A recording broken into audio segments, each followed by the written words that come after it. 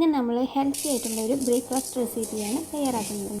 ഇതിനു വേണ്ടി നമ്മൾ 500 ഗ്രാം നെല്ലാണ് എടുത്തിരിക്കുന്നത്. നെല്ല് തലേ ദിവസം തന്നെ നമ്മൾ വെള്ളത്തിലിട്ട് വെച്ചിട്ടുണ്ടായിരുന്നു. തീർത്ത് വെച്ച നെല്ല് 2-3 വട്ടം കഴുകിയെടുക്കുക. ശേഷം ചെറു ചൂടിലിട്ട് ഇതുപോലെ നെല്ലൊന്ന് വറുത്തെടുക്കുക. ഇതുപോലെ നെല്ലൊക്കെ ഒന്ന് പൊട്ടി വരുമ്പോൾ നമുക്കിത് ഗ്രൈൻഡറിലൊന്ന് 2-3 സെക്കൻഡ് അരച്ചെടുക്കാം. പൊടിയാതെ ശ്രദ്ധിക്കണം. ഇങ്ങനെ നമുക്ക് ഹോം മെയ്ഡായിട്ട് അവിൽ തയ്യാറാക്കിയിരിക്കുകയാണ്.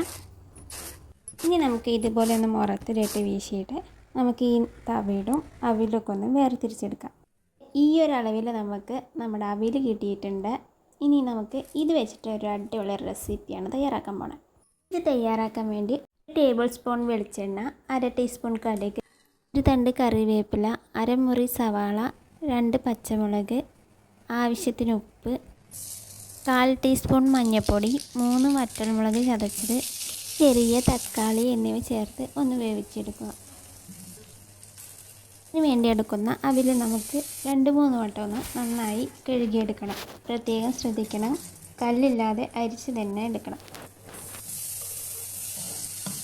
തക്കാളി ഉള്ളിയൊക്കെ ഏകദേശം വെന്ത് കഴിഞ്ഞിട്ടുണ്ട്. ഇനി നമുക്ക് ഇതിലോട്ട് കുതിർത്ത് വെച്ച അവിൽ ചേർക്കാം.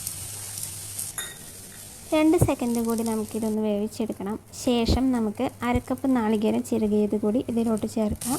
2-3 മിനിറ്റ് കൂടി ഇത് ഇളക്കി എടുത്തതിന് ശേഷം നമുക്കിത് വാങ്ങി വയ്ക്കാം. ഒപ്പം നമ്മൾ ആവശ്യത്തിന് ചായപ്പൊടി, ഏലക്ക ചതച്ചത്, ഒരു ചെറിയ പൊട്ട് ശർക്കര ചേർത്ത് നമ്മളൊരു കട്ടൻ ചായ കൂടി ഉണ്ടാക്കുന്നുണ്ട്.